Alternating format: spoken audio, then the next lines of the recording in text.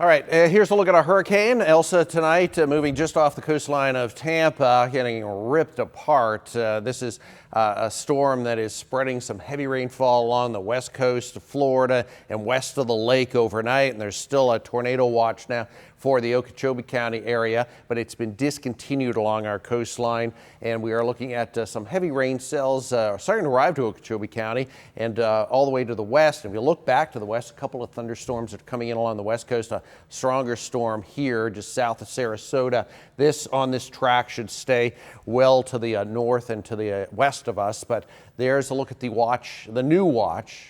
Tornado watch overnight, and it does include Okeechobee County, where we could see some strong, maybe an isolated severe storm in northern Okeechobee County. But with the earlier watch, a lot of the bands that work through fizzled out. So the watch has been dropped at this point along the coast.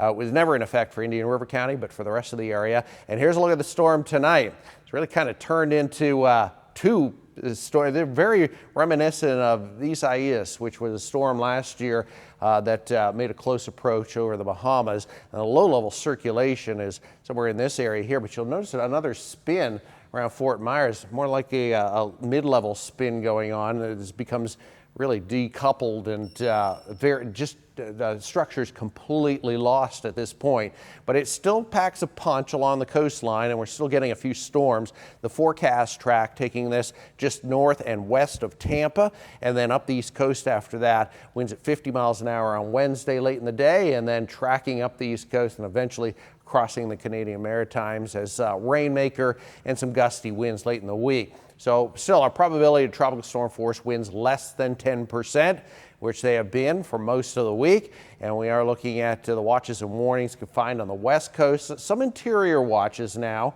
You can see the yellow tropical storm watches. And for us, that threat for strong storms really confined to Okeechobee County. There's 7 in the morning. We could get some strong storms moving through, but the coastline fairly quiet as the storm is really getting torn apart. All right, your overnight forecast, that tornado watch now just for Okeechobee County, 78 the overnight low, and really the stormy weather confined for the inland areas. Tomorrow, morning storms mainly in Okeechobee County, but as the day gets going and we get a little bit of sunshine firing up, we'll see some of that stormy weather work toward the coastline and starting to kind of turn the corner on Thursday, Friday, and the weekend. There'll be scattered showers and storms, but mainly inland, and temperatures will start to climb up into the high 80s and low 90s, especially Saturday and Sunday.